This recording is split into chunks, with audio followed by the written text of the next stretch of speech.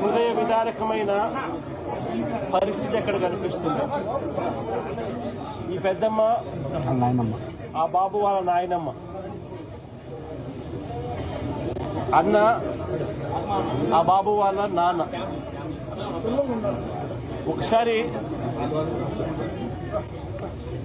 ఆ బాబు బ్యాక్గ్రౌండ్ ఒకసారి గమనిస్తే వీళ్ళు పిల్లలు, ముగ్గురు పిల్లలు.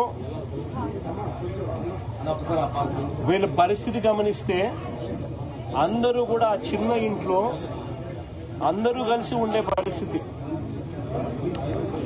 అటువంటి పేదరికంలో బ్రతుకుతా ఉన్న వీళ్లను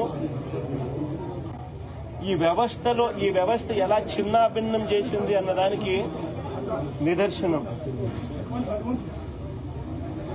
ఆ పిల్లాడు ఒక టాక్సీ డ్రైవర్. గత 8 సంవత్సరాలుగా ఆ పిల్లాడి మీద ఎటువంటి కేసులు కూడా లేవు. 8 సంవత్సరాల కిందట ఏదైనా చిన్న చిత్తగా కేసులు ఏదైనా ఉండింటే ఆ కేసులు కూడా కొట్టేశారు. ఏ కేసులోనూ ఆ పిల్లాడికి శిక్ష కూడా వల్ల 8 సంవత్సరాల కిందట ఏదైనా ఉండింటే కూడా. ఈ 8 సంవత్సరాలుగా టాక్సీ తోలుకుంటా ఉన్నాడు. ఎటువంటి చిన్న చిత్తగా కేసులు కూడా లేవు. మరి ఎందుకు అలాంటి పిల్లాడిని బలవంతంగా పోలీస్ స్టేషన్ కు రోజు రమ్మని చెప్పి హెరాస్ చేయడం? గత 3 నెలలుగా ఆ పిల్లాడిని హెరాస్ చేస్తూ, ఆ హెరాస్మెంట్ చేయడమే కాకుండా ఆ హెరాస్మెంట్ తట్టుకోలేక ఆ పిల్లాడు చనిపోయి ఆత్మహత్య చేసుకునే అంత దూరం ఆ హెరాస్మెంట్ చేయడం మొదలు పెడితే నిజంగా పోలీస్ వ్యవస్థ అన్నది ఎలా దిగజారిపోయింది అని చెప్పడానికి ఇది నిదర్శనం. హార్డ్లీ 40 years, 40 ఏళ్ళు కూడా ఆ పిల్లాడికి లేవు. Less than 40 years age. భార్య ఉంది, చిన్న చిన్న పిల్లలు ఉన్నారు.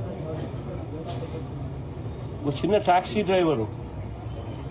ఎందుకు స్టేషన్కి పిలిపిస్తా ఉన్నారు? ఎలాంటి కేసులు కూడా లేవు. కేసులు ఆల్రెడీ పాస్ అయి కొట్టేశారు. చిన్న చిత్తకా కేసులు. 8 సంవత్సరానికి ఎటువంటి చిన్న చిత్తకా కేసు కూడా లేదు. టాక్సీ తోలుకునే వ్యక్తిని ఎందుకు పిలిపించినారు? 3 నెలలుగా ఆ పిల్లాడు ఇచ్చిన మరణ వాంగ్మూలం అంటే వీడియో రికార్డింగ్ ఒకసారి చూస్తే ఆ పిల్లాడు దాంట్లో మాట్లాడిన మాటలు ఏమిటి? 3 నెలల నుంచి నన్ను రోజు స్టేషన్కి పిలిపించి టార్చర్ చేస్తా ఉన్నారు. నాన్న వెంకటేశ్వరరావు అన్న ఆ పిల్లాడితో పోలీసులు చెయ్యకూడని పనులు ఆ పిల్లాడితో బలవంతంగా ప్రెజర్ పెట్టి చేయించేవాళ్ళు. అంటే ఏం జరుగుతా ఉంది? ఎంత కూడా రాజధానిలో so called capital, so called రాజధాని చంద్రబాబు నాయుడు పక్కన ఉంటాడు. అమరావతి అనేది కాదు మన రాజధాని. సో కాల్డ్ విజయవాడ మన రాజధాని. వాస్తవం చెప్పాలి, అందరం ఇక్కడే ఉంటాం. కళ్ళెదిటే పోలీస్ స్టేషన్, కళ్ళెదిటే సిపి, కళ్ళెదిటే డీజీపీ, కళ్ళెదిటే ముఖ్యమంత్రి, కళ్ళెదిటే home ministers office. Sri Lanka police station వచ్చే పరిధి కూడా డైరెక్ట్ గా సిపి పరిధి. ఇన్సిడెంట్ జరిగిన తర్వాత వాళ్ళ నాన్న పోయి ఆ వీడియో కూడా చూపించి, మరణ వాంగ్మూలంతో కూడిన ఈ వీడియోను కూడా చూపించి, నా కొడుకుని దారుణంగా చంపేసినానంటే కూడా సిపికి చూపించిన నో యాక్షన్. ఎందుకు ప్రొటెక్ట్ చేస్తా ఉన్నారు? అంటే క్లియర్ కట్ గా రాజధానిలో ఒక రాకెట్ నడుపుతా ఉన్నారు.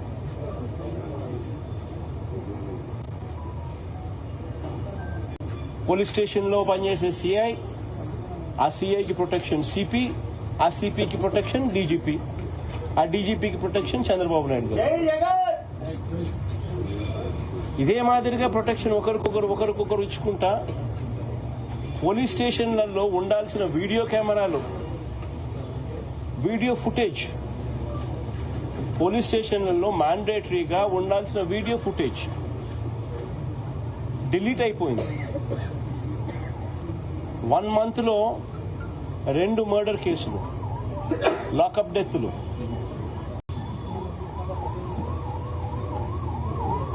ఒక రిమాండ్ రిపోర్ట్ లో చూస్తే పోలీసులు ఫైల్ చేసిన రిమాండ్ రిపోర్ట్లో చూస్తే వీడియో ఫుటేజ్ 1 monthకి లేదని, May 1 నుంచి June 1 దాకా లేదని. రెండో రిమాండ్ రిపోర్ట్ మళ్ళీ చూస్తే 18 months నుంచి వీడియో ఫుటేజ్ లేదని.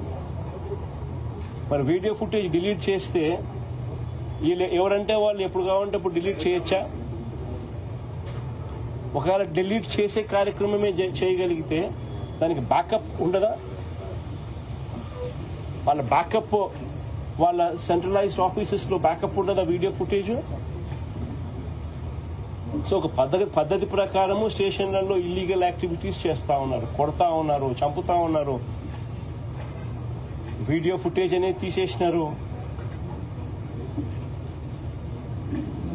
కంప్లైంట్లు ఇస్తే కంప్లైంట్ చెత్తబుట్టలో పడేస్తా ఉన్నారు. అంటే ఒక పద్ధతి ప్రకారం జరుగుతా ఉన్నా కనీసం ఇంతవరకు కేసు రిజిస్టర్ చేయాల. It is actually SC/ST case register చేయాల్సింది. మరణ వాంగ్మూలం తాను ఇచ్చింది, కేసు రిజిస్టర్ చేయాల. వాళ్ళ కుటుంబానికి ఏం పరిష్కారం చెబుతా ఉన్నాం? అన్ని రకాలుగా అన్నకు తోడుగా పార్టీ ఖచ్చితంగా నిలబడుతుంది. అన్ని రకాలుగా కూడా ఈ కేసుకు సంబంధించి లీగల్ ఎయిడ్ దగ్గర నుంచి మొదలు పెడితే అన్ని రకాలుగా కూడా తోడుగా ఈ కుటుంబానికి ఉంటాం. ఖచ్చితంగా న్యాయం జరిగే దిశగా కోర్టుల మీద ఖచ్చితంగా ఒత్తిడి